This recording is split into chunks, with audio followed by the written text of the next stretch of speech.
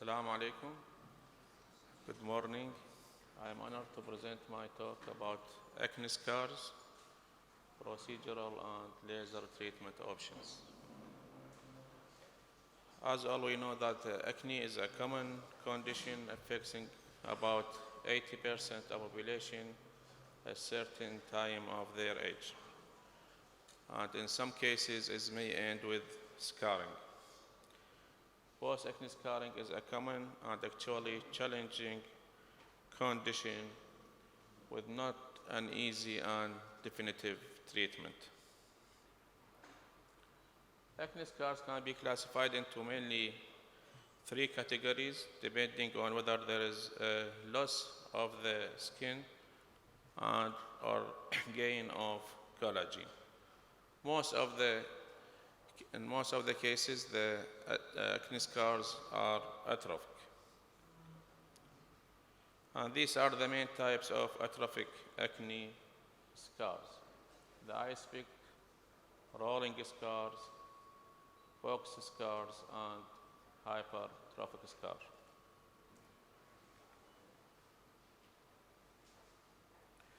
The ice scar is a small scar, less than 2 millimeters, with abrupt borders, while the rolling scars usually wider, with more sloped and shallow borders. The rolling scars usually caused by the tethering of the skin to underlying structures by the abnormal fibers.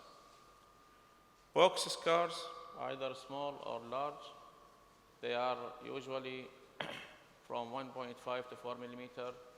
These are rounded, but also with perpendicular border.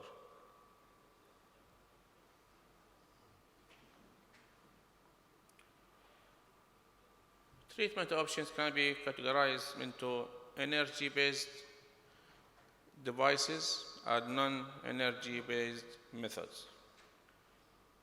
The commonly used energy-based technologies including ablative and non-ablative lasers, fractional radio frequency, pulse light, intense pulse light IPL, and plasma as shown in the previous lecture.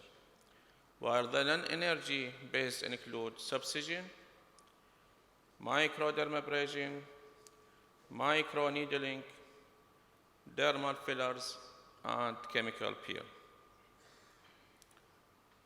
Now we show some of the methods used in our center in Kufa to treat these types of acne scars. The first study published on 2012 dealing with the subcision for the treatment of acne scars. As you all know, that subcision means the cutting of the tethered fibers that pulling the skin downward. It is usually done by a 18-gauge needle. There is a special needle, or even can be used with the simple 18-gauge needle. 34 patients were enrolled in that study at that time. So here we use the needle, usually at the angle of 45 degrees, with the forward and backward movement. And usually we feel the cutting of the fibers under the hands, and even sometimes hearing this cutting of the fibers, and immediately we see the elevation of the treated area just by release of these adhesions.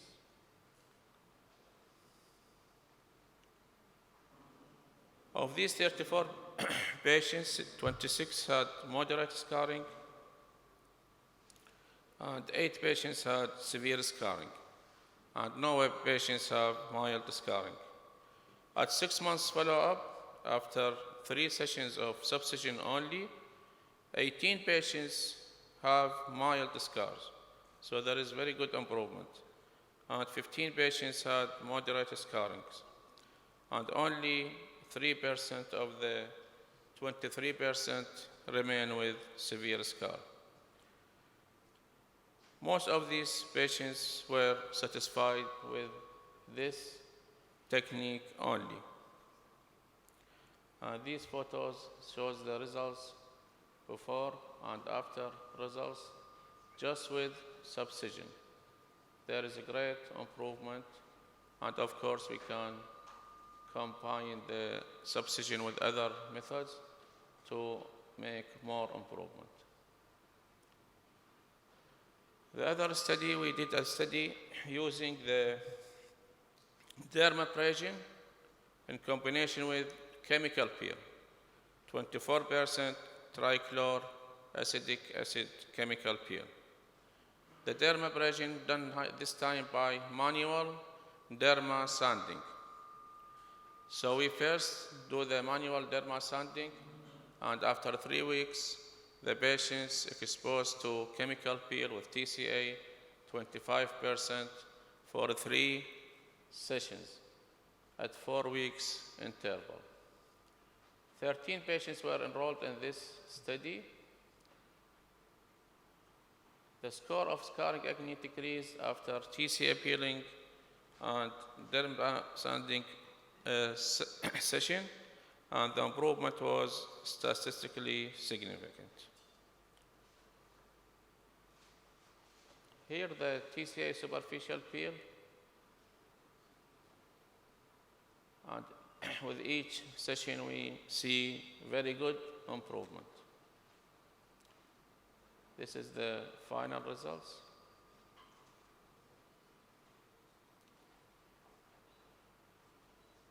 To complete the non-energy based methods, we have skin microneedling that will be presented by Dr. Ahmed, dermabrasion and microdermabrasion.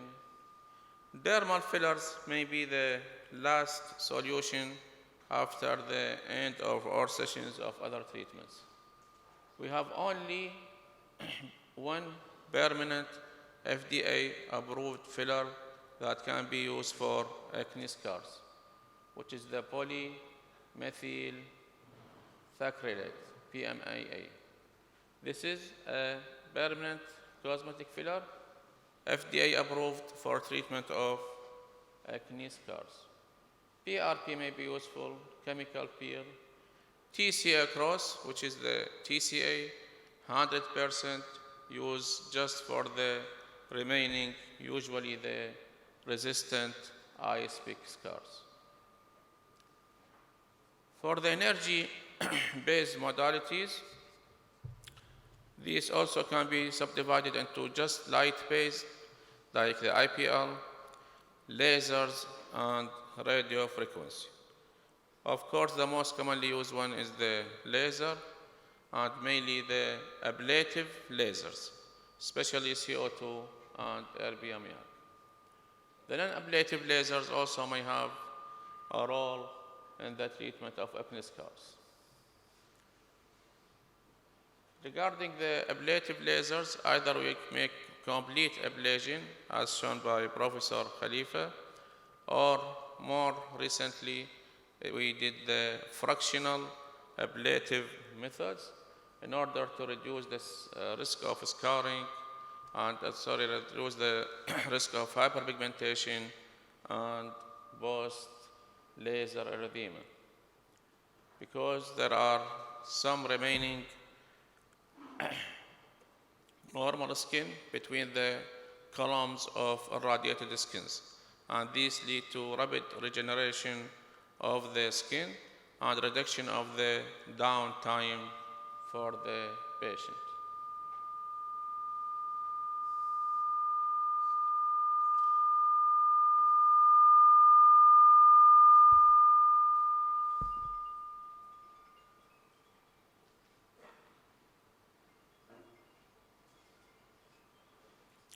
One of the controversies about the use of ablative lasers and chemical peel in combination or while the patients were on isotretinoin. And the last studies showed that the isotretinoin can be used safely with the laser treatment, and even some studies showed more improvement if the patients continue on low dose of isotretinoin. We can continue the patients with 10 milligram daily of isotretinoin while we are doing laser treatment, ablative lasers for acne scars. So the old idea of stopping isotretinoin before laser therapy is no more applied. This is another published study in 2015. Here we use the fractional erbium YAG laser for treatment of acne scars on 19 patients. 11 patients, about 58%, improved from moderate to mild degree, and no great changes seen in 8 patients. This is probably because the erbium YAG is not very much ablative. And these are the results of some patients.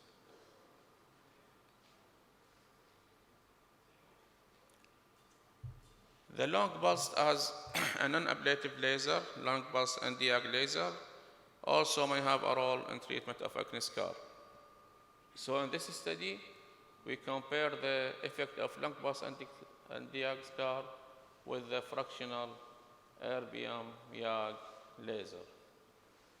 And as expected, both cause improvement, but the erbium YAG laser was more effective.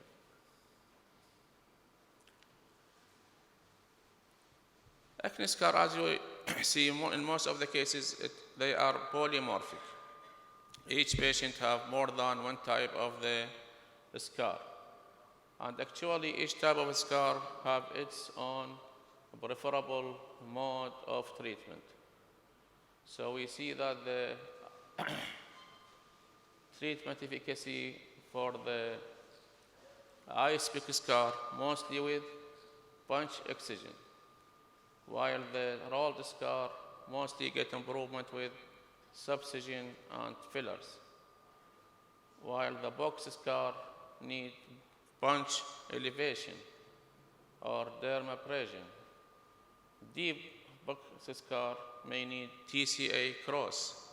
So, in most of the cases of acne scar, we need more than one type of treatment simultaneously or sequentially.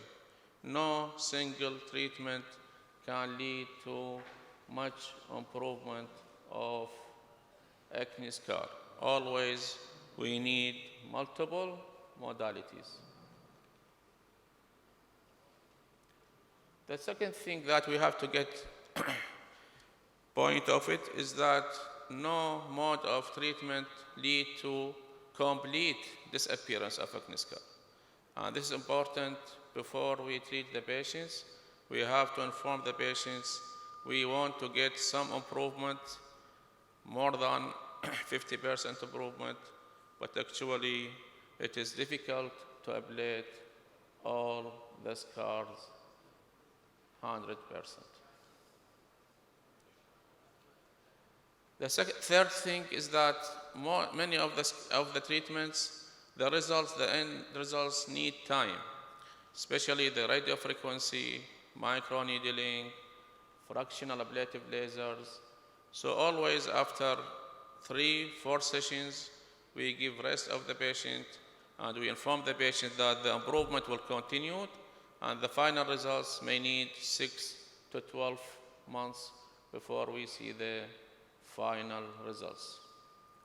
So with these difficulties, we see that the best treatment of acne scar is prevention of acne scar.